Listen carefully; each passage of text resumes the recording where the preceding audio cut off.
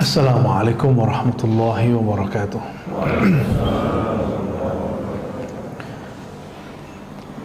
Alhamdulillahilladzi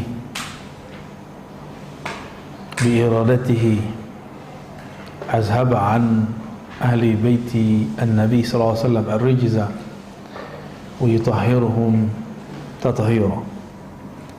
Walhamdulillahilladzi ahya man amila amalan salihan min dzakarin aw untha hayatan thayyibatan fid dunya wal akhirah.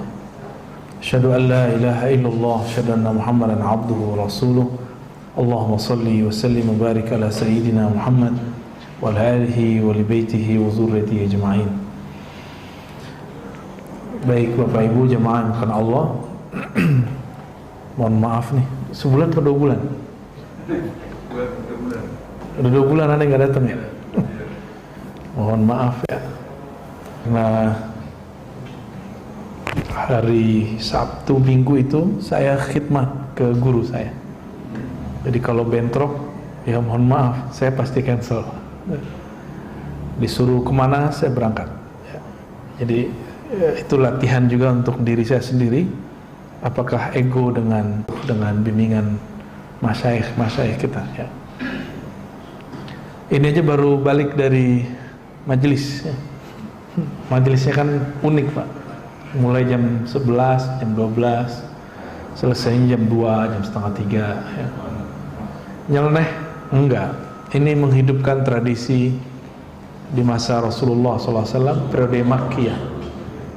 Di periode Makkiyah Rasulullah SAW, kalau orang kafir Quraisy tidur, beliau baru buka majlis di rumah Arqam ibn al-Abi, bahasa Arabnya dar, maka disebut Dar Arqam. Dan itu menginspirasi salah satu pergerakan di Malaysia dulu, namanya Darul Arqam. Saya nggak tahu sekarang gimana perkembangannya, tapi barangkali banyak perubahan ya. Di Indonesia ada Muhammadiyah, punya lembaga juga Arqam ya, benar nggak? Itu sama, itu pesantrennya Arqam. Nah, inspirasinya daripada Darul Arqam. Ini kita masuk ke bab yang 17, fil qanaah, bab mengenai qanaah. Qanaah dari kata qanaah. Apa arti qanaah? Qanaah itu bisa diartikan ridha terhadap pemberian. Ar-ridha bil qism. Ridha terhadap pemberian ya. Wa fi istilahi ahli al-haqiqati hiya sukun 'inda 'adamil ma'. Adapun menurut ahli haqiqah, nah ini istilah beliau ya, istilah ahli al-haqiqati, kita disebut qanaah yaitu sukun 'inda 'adamil ma'lufat. Tetap tenang ketika apa yang diinginkan, disenangi tidak ada. Misalnya kita lagi pengennya apa, dapatnya apa gitu, dapatnya bukan itu. Dan hati itu tetap tenang. Hati kalau sudah tenang, maka jiwa kita tenang. Jadi jiwa itu hanya bisa tenang kalau senternya oke, sentralnya. Sentralnya jiwa itu ada di hati. Nah, si kolbu ini harus memandang bahwa pemberian ini dari Allah. Nah, orang yang memandang pemberian itu dari Allah, dia akan merasa sedikit itu banyak. Tapi kalau seseorang tidak memandang anugerah itu dari Allah, banyak pun terasa sedikit. Karena Allah itu maknanya Sang Maha yang dicintai. Yang Maha dicintai itulah salah satu makna dari lafaz Allah. Kalau kita benar-benar cinta kepada Allah, pasti sedikit pun terasa banyak. Bapak Ibu, ikhwan akhwat fillah, pernah mencintai seseorang dulu sebelum nikah, dikasih hadiah kecil, rasanya besar nggak? Berkesan. Sedikit pun berkesan, apalagi banyak. Ini disebut qanaah. Adakah yang lebih sayang kepada kita melebihi Allah Subhanahu wa taala? Kan nggak ada. Kenapa kita nggak berbalas, membalas cintanya? Ya. Allah udah segitu baiknya. Ini pagi ini masih bangun kan? Ya, di saat orang-orang masih sangat takut dengan Omikron. Ya, habis itu tantenya kali ya. Ini nikmat sekali, nikmat. Allah berikan rasa tidak was-was ya. Kalau ada yang hati-hati silakan ya. Cuma was-was jangan. Was-was itu nggak boleh. Was-was itu penyakit di kolbu. Yuwaswisu fi sudurin nas. Was-was itu yang bikin penyakit, Pak. Jadi bagi saya bukan COVID itu yang berbahaya, tapi yang berbahaya was-was saat COVID atau sebelum terjadi. Ya, nah, coba was-was itu disembuhkan. Bagaimana menyembuhkannya? Kolbu hanya sembuh dengan nama Allah. Maka suntikkanlah nama Allah di dalam kolbu. Ya. Wa qala hiya al-iktifa' bil qalil, al-istighna' bil mawjud wa tarku tatallu' ila al-mafqud. Ya, artinya sama ya. Wa qala Ikrimah rahmatullah alaih. Berkata Ikrimah ini mantan teroris. Jadi murid Ibnu Abbas radhiyallahu taala anhu. Ikrimah namanya. Beliau periwayat tafsir dalam riwayat Ibnu Abbas. Ya. Beliau menerjemahkan ayat surat An-Nahl ayat 97. Man amila salihan min dzakarin aw untha wa huwa mu'minun falanuhyiyannahu hayatan thayyibah. Man amila, siapa saja yang beramal baik, amila salihah. Nah, ini kata kunci yang sudah kita sebutkan beberapa waktu lalu. Amal saleh bukan semua amal ibadah, ingat. Saleh bahasa Arab artinya munasib, cocok, relevan. Ada amal kelihatannya soleh menurut bahasa Arab, tapi bukan soleh dalam pengertian meeting atau ada tugas. Tapi hati pengen, bukan hati, diri pengen sholat duha. Mana yang didahulukan? Kerja atau duha? Yang mana? Duha bagus nggak? Bagus. Kerja emang nggak bagus? Terus dua-duanya bisa kerja sembari duha sembari kerja. Jadi lagi ruku sujud ingatnya kerjaan. Nah, gimana caranya? Pertanyaannya dibalik ke asalnya. Kerja pakai kontrak nggak? Wajib nggak? Sholat duha sunnah. Nah, maka selesai dulu yang wajib baru kejar yang sunatnya.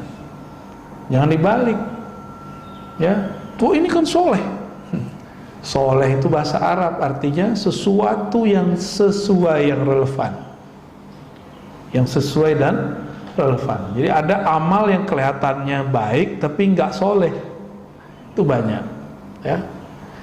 Dan bahkan di luar sana banyak orang yang meyakini amal dia baik, lalu dia lakukan di depan kita, itu jadi nggak enak.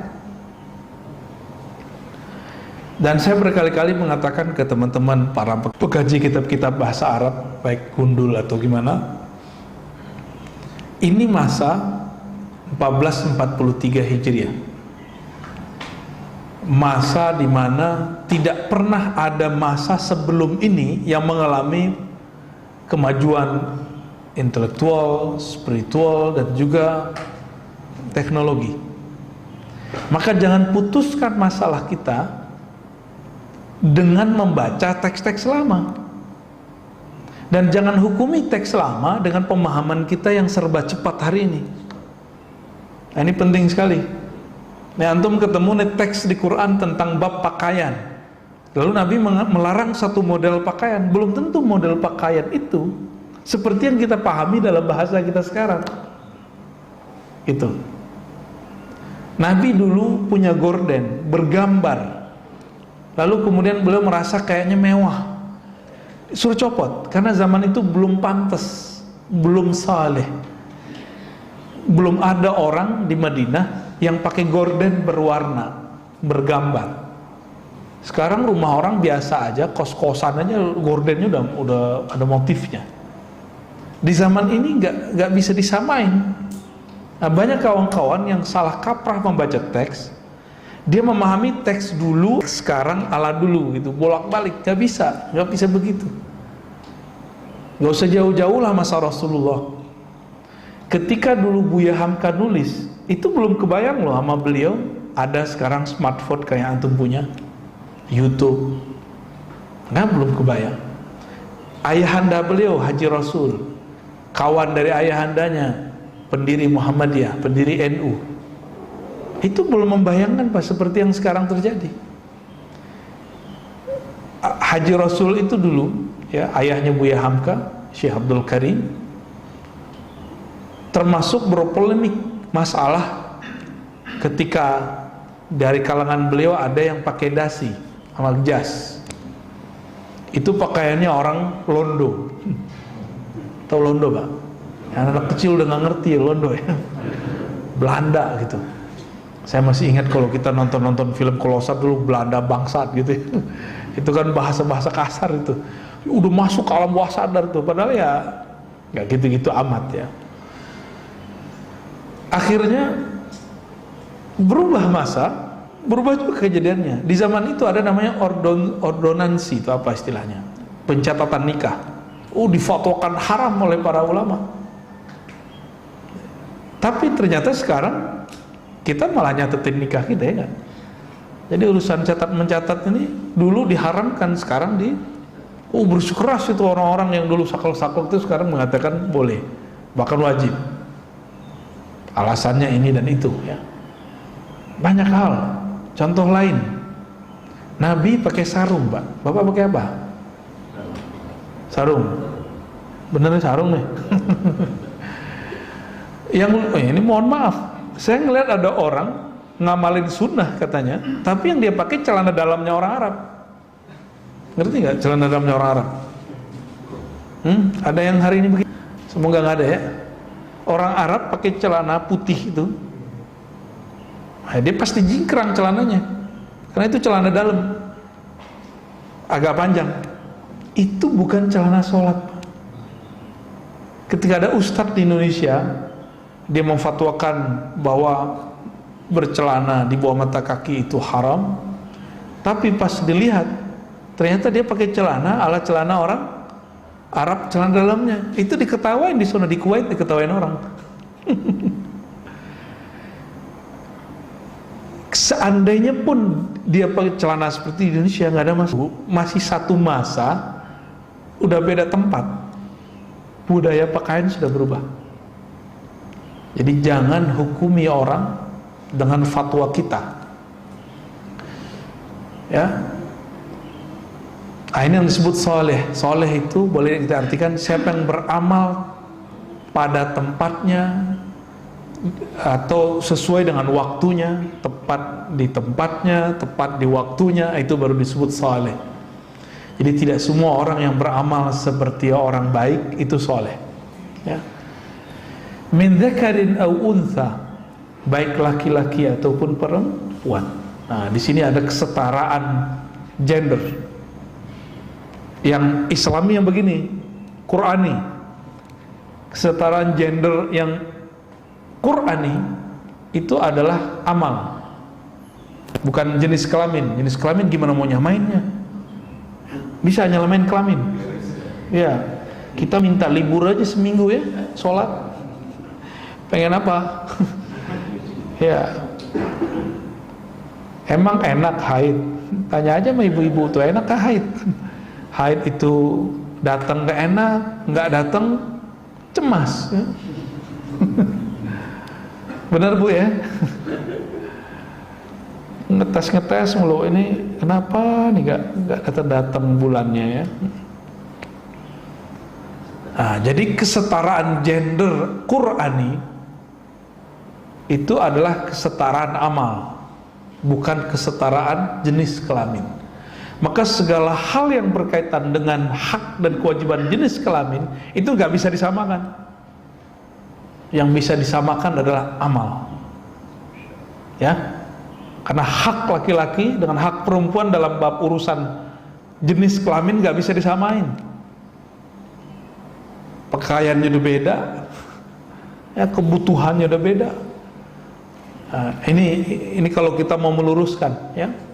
Saya tidak anti ilmu apa-apa, juga nggak pro ilmu mana-mana. Kita pronya Quran aja, ya. Quran, sunnah, udah itu aja.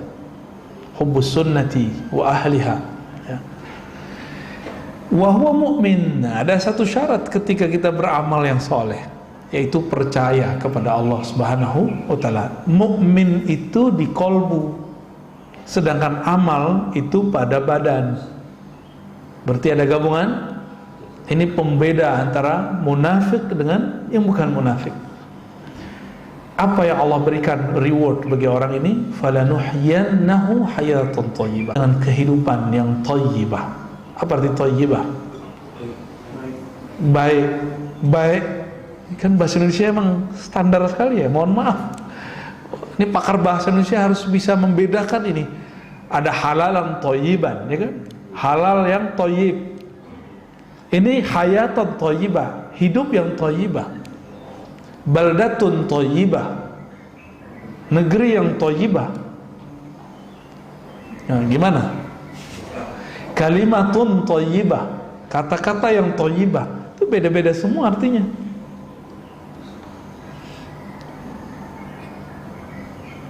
Kehidupan yang penuh dengan keberkahan. Ikrimah mengartikan al-hayatut thayyibah al-qanaah, hidup yang penuh dengan rasa qanaah. Itu yang disebut dengan hayatan thayyibah. Karena dia merasa puas dengan apa yang diberikan Allah Subhanahu wa ta'ala, ya. Jadi apa yang membuat kita nggak bahagia? Karena kita nggak puas dengan apa yang Allah beri. Itu sederhana aja. Dulu sebelum nikah, sebelum punya anak, sebelum punya rumah, penghasilan 700.000 sudah cukup. Sekarang 7 juta kayaknya nggak cukup. Naik 17 juta nggak cukup. Coba kalau gaji saya 27 juta, udah nggak cukup juga. Nah, terus gimana dong? Ternyata gaya hidupnya, gaya hidup itu lawan daripada qanaah, gaya hidup yang berlebihan, ya. Jadi qanaah itu adalah obat daripada lifestyle yang berlebihan. Lihat nih, yang ngawal saya udah tepar semua, Pak. Ya. As-salatu khairum minan naum. Ya Allah, kasihan mereka, ya. Udah khidmah. Ya.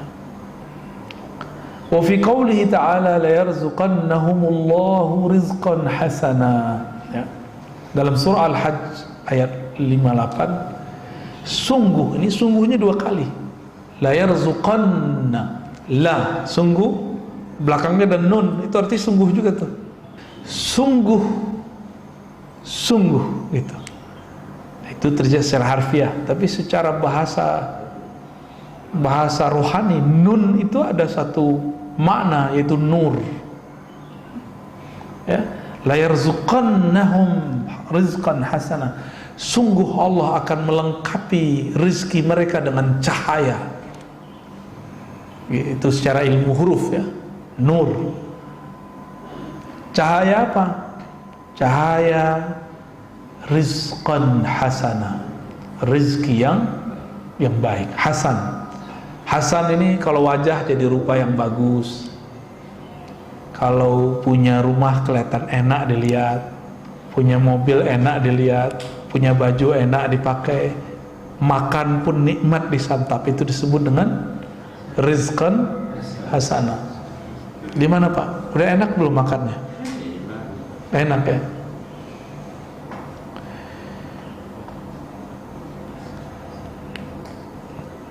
Ketika ahlul bait dibersihkan Allah dalam surat Al-Ahzab ayat 33, innama yuridullahu yudhiba ankumur rijza ahlal bait wa yutahhirakum tathira. Allah hanyalah menginginkan bagi kamu untuk membersihkan kamu kotoran, Kotoran apa pada mereka? Al-bukhul wa tama. Al-bukhul, kebakhilan dan ketamaan.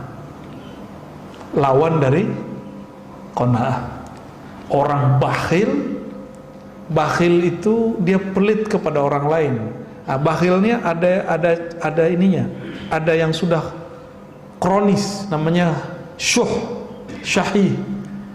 Dia tidak hanya pelit kepada orang lain, dia juga pelit kepada dirinya sendiri.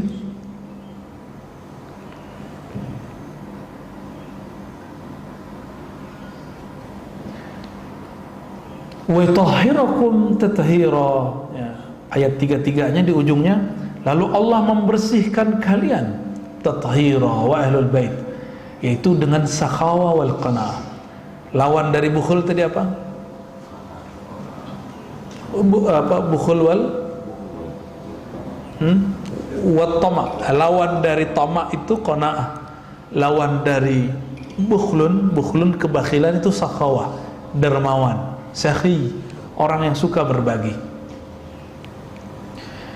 Berbagi itu tidak hanya bab harta ya, tapi juga ilmu termasuk.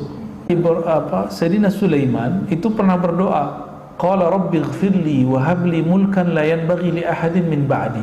Ay arada bil mulki kamal al hal fil qanaah. Sayyidina Sulaiman itu doa, ya Allah ampuni aku. Minta ampun dulu beliau. Ini adab berdoa. Wa habli mulkan. Berilah aku anugerah mulkan. Apa arti mulkan? Kekuasaan kerajaan, menguasai jin. Salah satu kekuasaan Nabi Sulaiman adalah menguasai jin. Jadi Nabi Sulaiman itu punya cincinnya membuat takhluk, bukan sebenarnya cincinnya, tapi orang yang megang cincinnya itu. Tapi jin-jin yang sesat mengira cincin Nabi Sulaiman lah yang membuat ia sakti. Sebenarnya Nabi Sulaiman itu sendiri. La yanbaghi li ahadin min ba'di, yang mana tidak akan layak bagi seorang pun selainku untuk mendapatkan itu. Nah, ungkapan Nabi Sulaiman itu menunjukkan bahwa beliau ini qanaah. Maka Allah berikan akses yang luar biasa.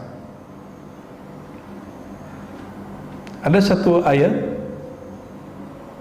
di surat Al-Infitar ya, kita udah sering dengar nih imam baca, innal abrara lafi na'im. Sesungguhnya abrar, orang-orang yang berbuat baik, sungguh la fi di dalam na'im, nikmat yang banyak. Nikmat apa itu? Al-qanaah fid dunya.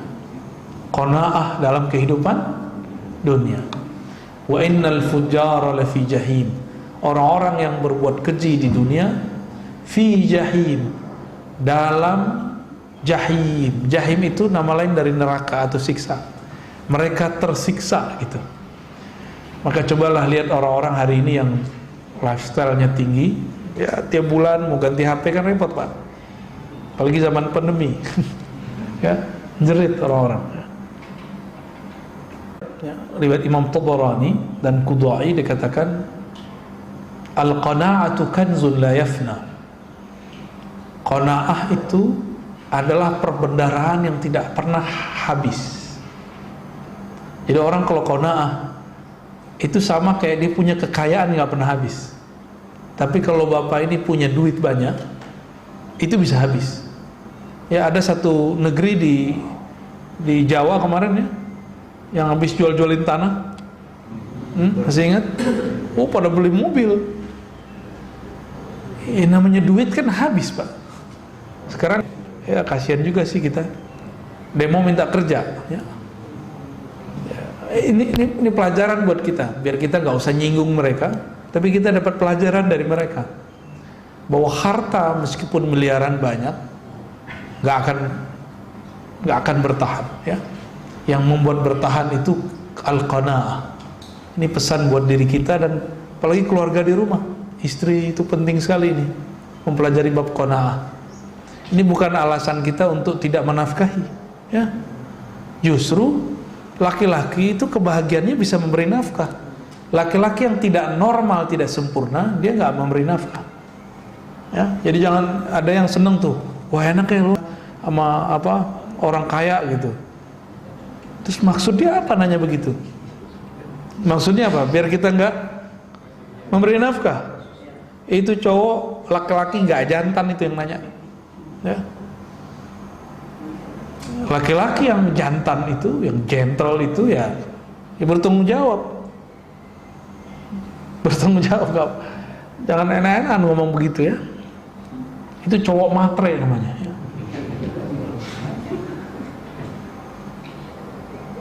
Harga diri. Waqala Nabi sallallahu alaihi wasallam, radiya yarda, irda bima qasamallahu laka takun aghnan nas. Nah, ini ada sebuah riwayat juga. Ini ada di riwayat Imam Tirmizi, semakna dengannya. Ridholah terhadap yang Allah berikan bagimu, engkau akan merasa menjadi orang yang paling berkecukupan di antara manusia. Ya. Bahasa Arabnya aghna, kaya. Jadi kaya dalam bab kerohanian itu bukan banyak kepunyaan. Kaya itu merasa cukup dengan pemberian Allah Ta'ala. Namanya dunia, apa aja nggak ada puasnya, benar nggak? Nggak ada puasnya, Pak. Emang begitulah dunia, ya. Wa fi Zabur, nah, dalam kitab Zabur yang ditulis dalam bahasa Arab, jadi Zabur lama ini, ya, Mazmur kalau orang sekarang nyebutnya, Al-Qani' ghaniyun wa in kana jayan. Orang yang qanaah itu kaya meskipun dia sedang lapar, disebut dia kaya, ya. Kalau dibalik gimana? Orang yang tidak qanaah itu miskin meskipun dia kenyang, ya. Dia miskin meskipun dia punya rumah, punya kendaraan yang bagus, dia ngerasa nggak cukup. Kayaknya rumah ada aja yang kurang. Udah punya kendaraan, kayaknya kurang aja, ya. Maka enaknya hidup itu ya qanaah. Nah, qanaah itu merasa cukup, dan pasti Allah cukupkan, ya. Mau kan dicukupkan ketika kita butuh, kita memerlukan apa, dicukupkan, ya. Mau kan? Iya. Pas-pas, bukan pas-pas, bab dikasih itu cukup namanya itu. Syuruk, ya. Ya. Ditahan aja syuruknya, Pak, ya. Ngaji lebih afdal daripada sholat 2 rakaat, ya. Gak percaya Bapak meninggal. Ada orang yang tidak faham, gurunya masih mengajarkan 1, 2, 3 bab ilmu. Dia baru dapat hadis kemarin. Hadisnya nggak tahu dia kalau kualitasnya tidak sampai derajat sahih. Bahwa kalau terbit matahari, maka sholat 2 rakaat sama dengan pahala haji umroh. Itu kan pahala. Lebih tinggi pahala atau ilmu? Ilmu. Lolos nih, ya. Kayaknya ada yang mau sholat kayaknya. Gak apa-apa, saya gak ngelarang juga antum mau sholat. Cuma aneh mau tanya, pilih emas atau batu? Ya. Ada juga beberapa, saya ketika keluar kota masih ada 1, 2. Kalau dulu kita di masjid-masjid besar di Bintaro, masih begitu. Coba, kalau semuanya berpikir begitu, kita ngomong sendiri, Pak. Ya, dia nggak paham bahwa ada 1 bab di dalam hadis.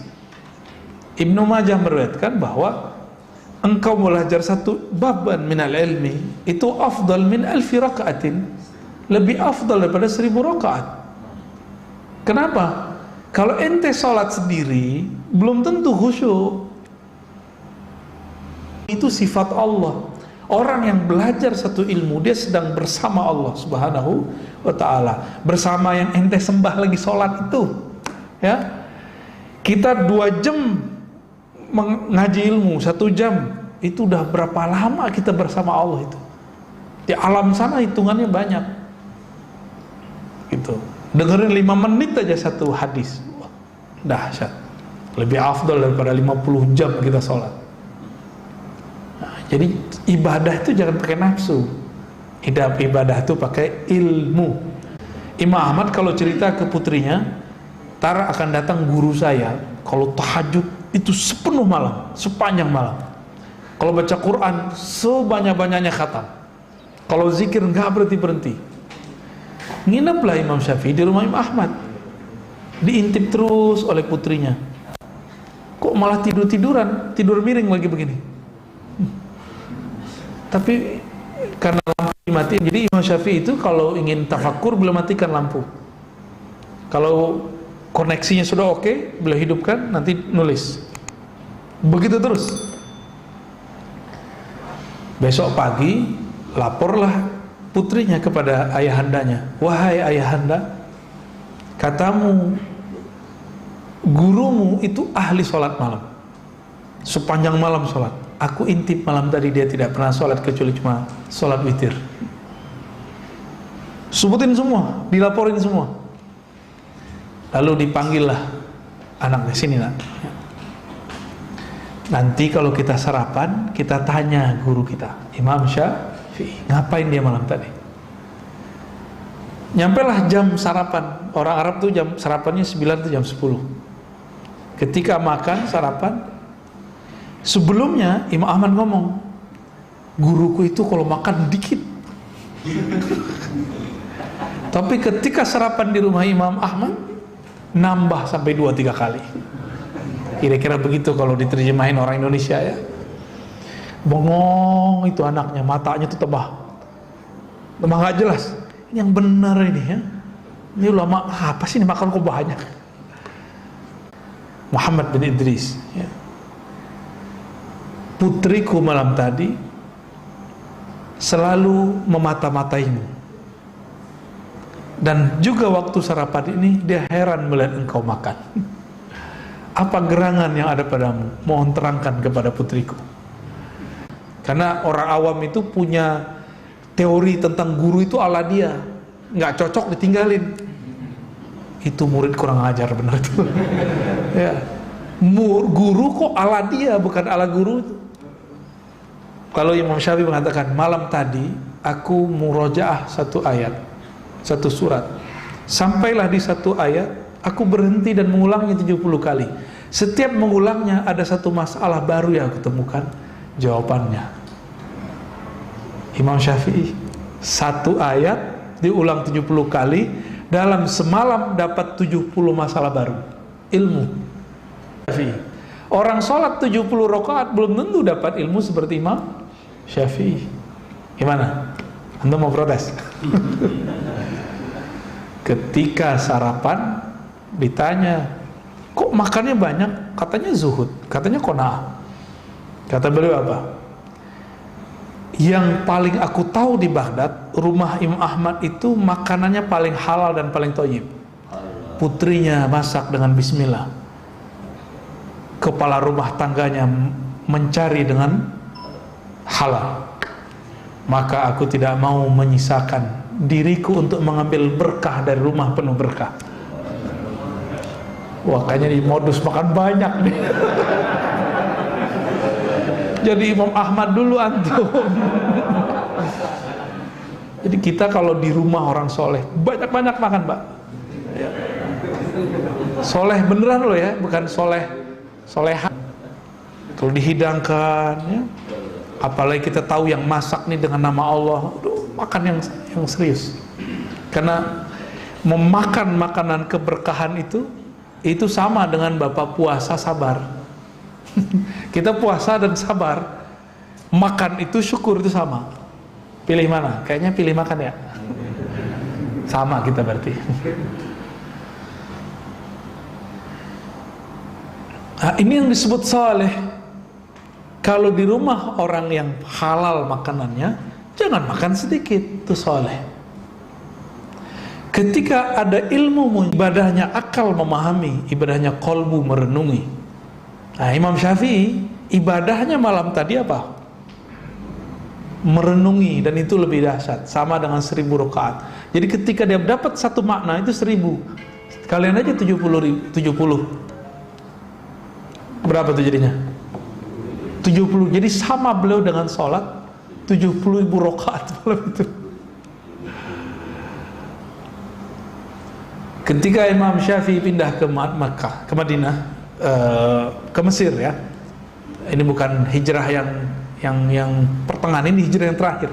Berarti ke Mesir. Setelah 4 tahun beliau tinggal di Mekah, di Mesir ya. Apa yang terjadi? Beliau sudah mau sekarat. Tiba-tiba putrinya nangis. Mau ditinggal ayahandanya. Takut ditinggal ayahnya. Siapa yang jamin hidupnya di masa depan? Apa tanggapan Imam Syafi'i? Ya, wahai putriku, ini rumah aku sudah khatamkan 4.000 kali Quran. Beliau baru tinggal di sana 4 tahun. Berarti setahun Bapak hitung aja sendiri, Pak, saya nggak ngerti gimana cara khatamnya itu. Itu matematika Imam Syafi'i itu. Karena beliau mengikuti mazhabnya Sayyidina Utsman, sehari bisa khatam 8 kali. Sayyidina Utsman sehari 8 kali.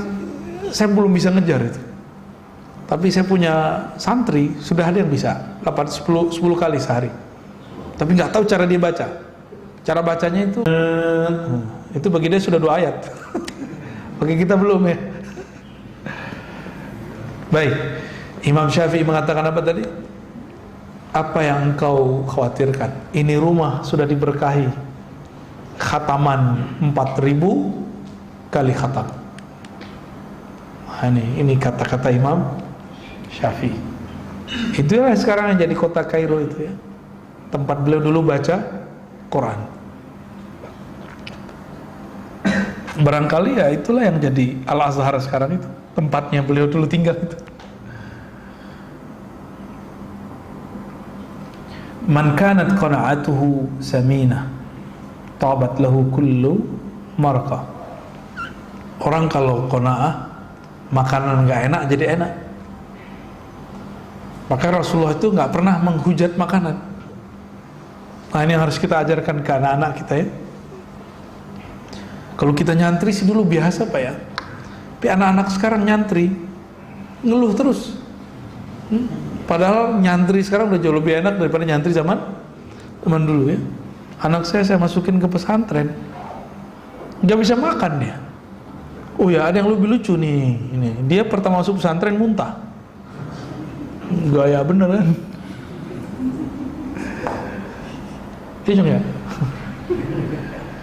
Al-izzu fit ta'ah. Jadi Allah memberikan 5 pasangan ya, ada 5 pasang amalan. Al-izzu fit ta'ah. Izzah, semangat itu ada dalam taat. Semangat kemuliaan. Wazillu fil ma'siyah. Kehinaan itu ada dalam maksiat. Wal haibatu fi qiyamil lail. Orang yang karismatik itu adalah orang-orang yang membangunkan, yang qiyamul lail, baik dengan ilmu atau dengan amal.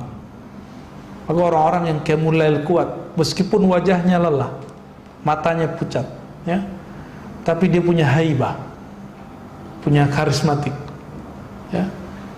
Maka kalau ada di antara bapak ibu ini anaknya pengen dijadiin ulama, ajarkan anak kita qiyamul lail, baik qiyamul lail dalam berilmu atau qiyamul lail dalam beramal ya. Biar kalau dia ngajar tuh didengar, berarti Allah ridho.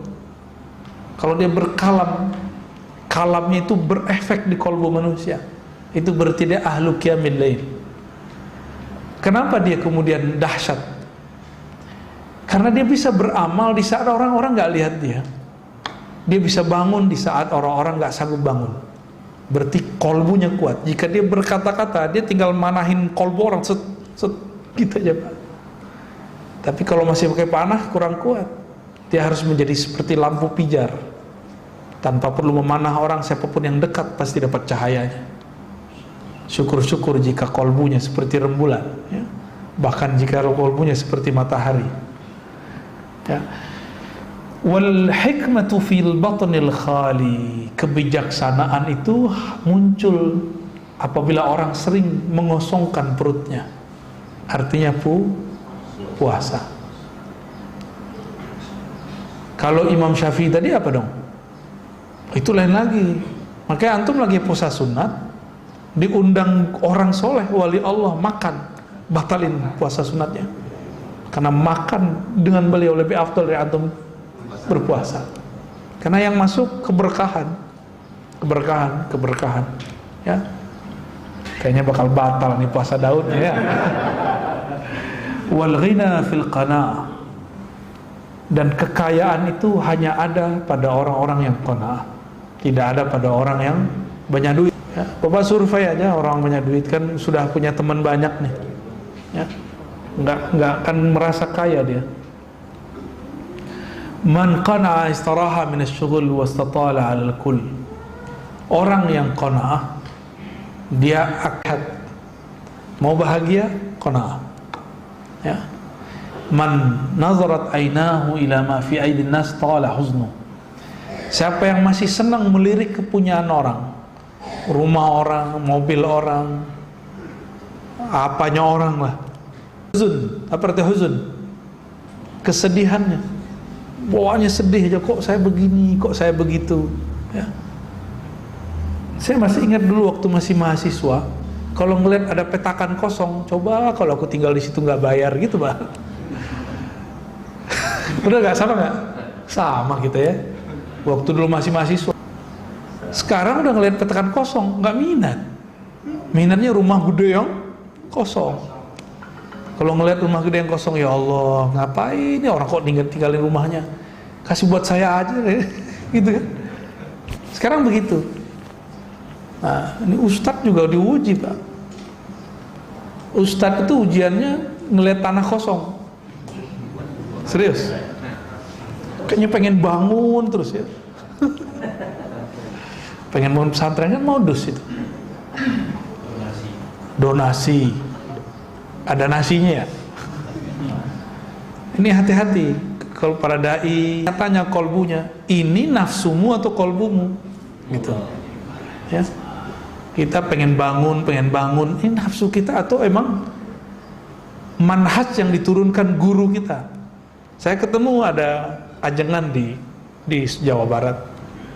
Kata gurunya, kamu kalau punya pesantren harus ada pembangunan lahir batin.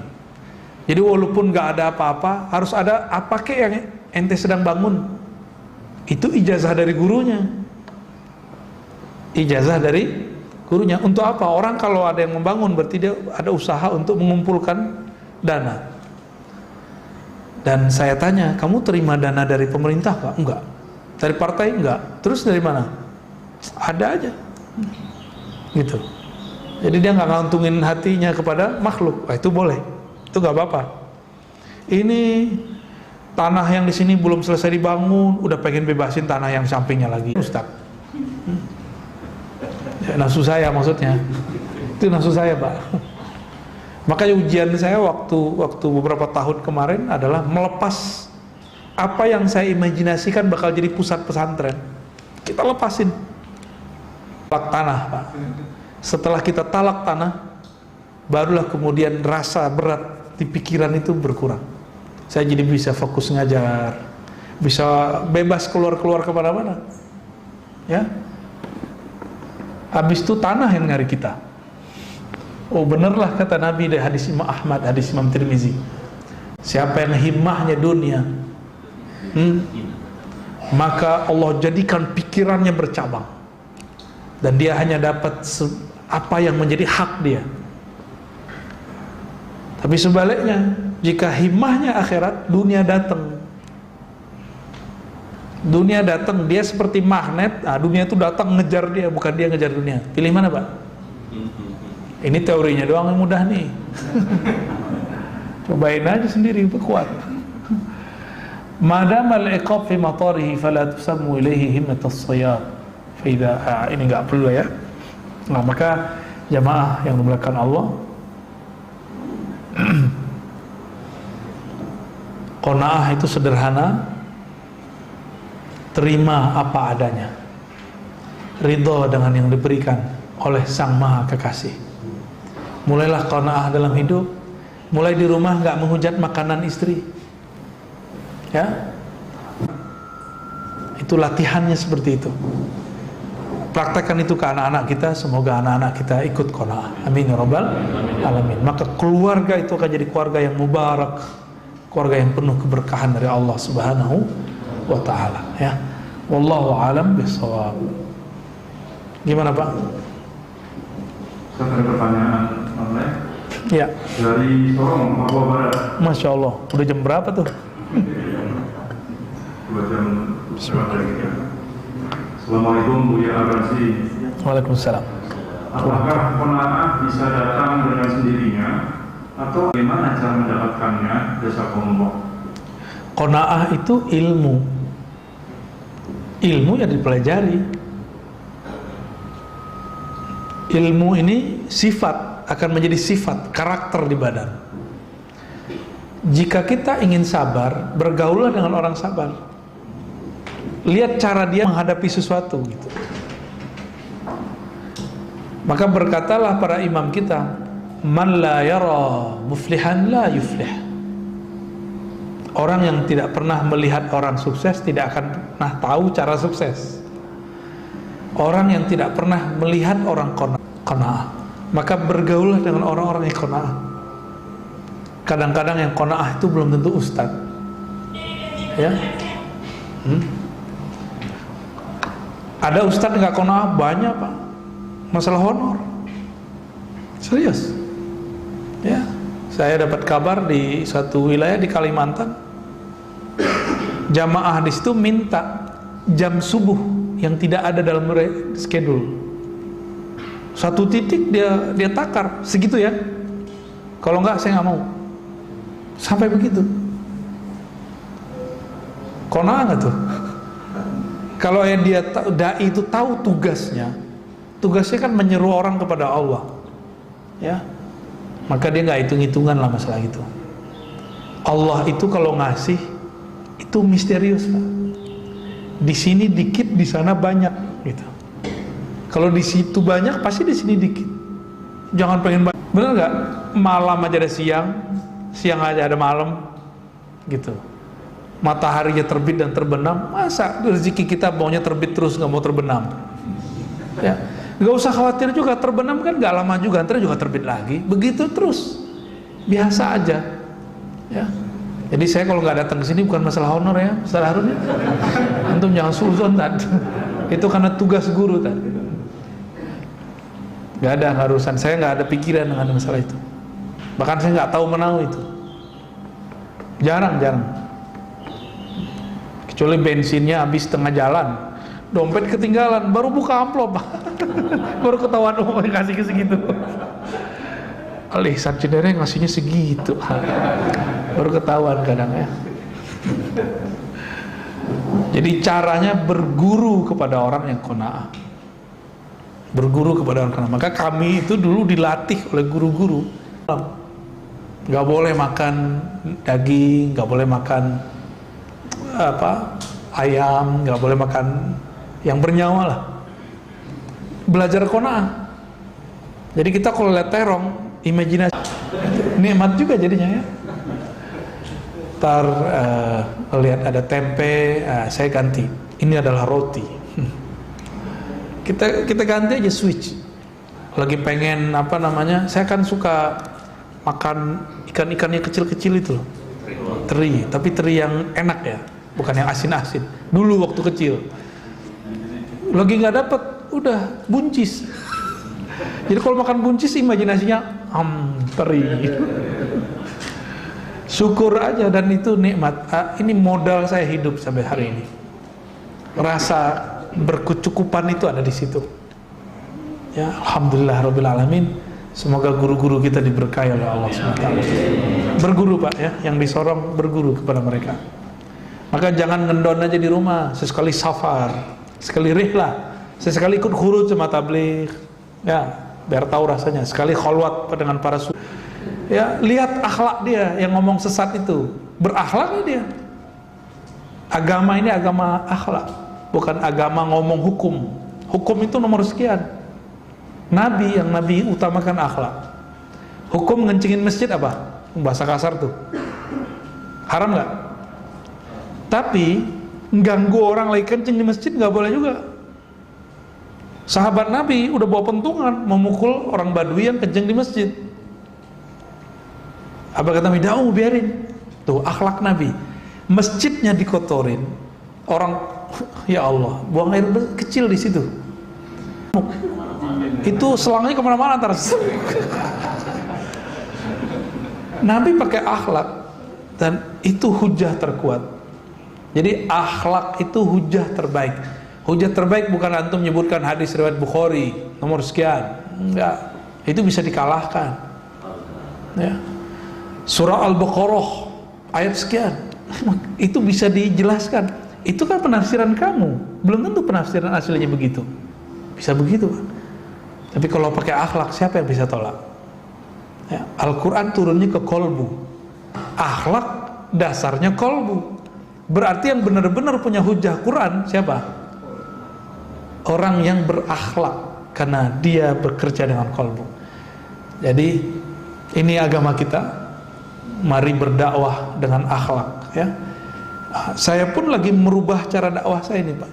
Proses terus penyempurnaan. Jika di masa-masa lalu saya suka frontal, ya itu maklumlah darah muda, ya kan? Sekarang pun lagi mencoba memperbaiki. Maka saya paling, ketika ada yang sesuatu orang tersinggung, ya saya minta maaf, ya. Tapi nggak semua juga kita harus minta maaf, ya. Memang kamu siapa harus dimintai maaf semua, ya kan? Hal yang pantas kita mintain, kita minta maaf. Yang bikin fitnah, yang bikin kacau, kalau saya jadi asbab orang bertengkar, maka saya minta maaf. Kalau cuma beda faham, nggak perlu minta maaf. Sunnatullah kita harus berbeda, ya. Khalas, ada lagi? Satu lagi Ustaz, dari jamaah masjid di sini. Bagaimana kita bisa menjadi makhluk Tuhan yang fitrah? Bagaimana mensikapi semua cobaan yang kita terima? Kayaknya hidup susah amat sih yang nanya. Emang nggak pernah menikmati hidup apa? Kita ini dari awal hidup tuh sudah enak. Paling masalah cuma beberapa detik, beberapa menit, beberapa jam. Masalah itu jangan terlalu dihayati. Yang dihayati itu penyelesaian masalah. Ya. Kalau di Quran nanti ada pembahasan tentang itu, tentang as-sabr, ya. Jadi Allah Subhanahu wa taala tentang al-bala mengatakan wa balawnakum bil hasanati was sayyiat. Tuh surah Al-A'raf 168, dicari di rumah. Wa balawnahum, kami akan menguji mereka. Surah berapa? Al-A'raf ayat 168. Wa balawnahum, kami kalau uji mereka ada dua, satu hasanat yang baik-baik, maunya yang baik-baik doang ya. Berarti kamu aja jadi Tuhan, ya. Ini kan suka-suka Allah. Kami uji mereka, kami tempa. Bala itu bahasa Arab artinya penempaan. Besi kalau sering ditempa, terus kita mau buat pisau, pisaunya bagus nggak? Jika antum ingin punya kolbu tajam, pikiran yang dahsyat, siap-siaplah ditempa. Maka kalau di sekolah itu, anak-anak yang sering mengerjakan contoh soal, lalu dikasih latihan, dia biasa aja nanti kalau ujian, ya. Saya bisa baca kitab begini, itu bukan soal-soal, ini memang karena latihan aja sebenarnya. Dulu nggak pede baca kitab depan orang, takut dikritik, ya sekarang cuek aja, yang penting paham isinya, ya. Yang penting kita bisa memahami isinya. Kadang-kadang kita diuji dengan kebaikan, dipuji orang, dapat rezeki yang banyak, disenangi orang.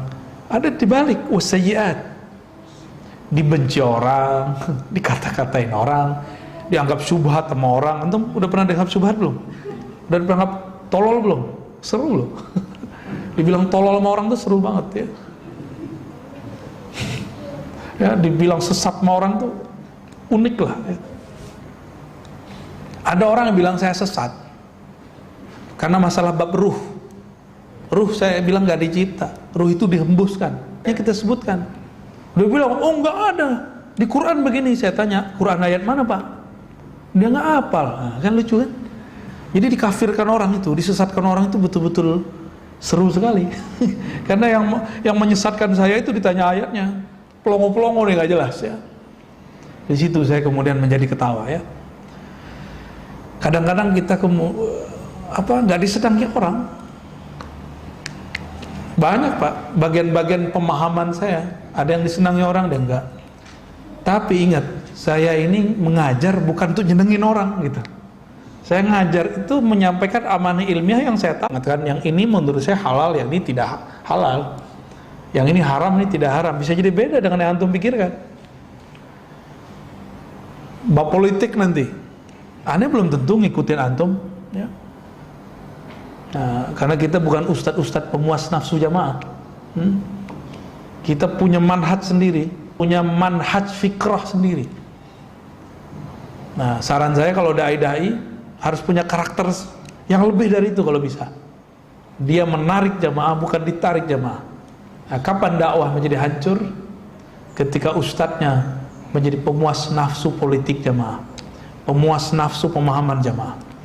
Ya ganti aja statusnya, jangan jadi ustadz lagi, ya jadi jamaah aja. Jadi ada dua ya, ujian itu ada dua, baik dan buruk, dan selalu begitu. Nggak mungkin orang itu akan buruk selalu. Lalu kalau pertanyaannya ya, hanya Allah yang memfitrahkan kita.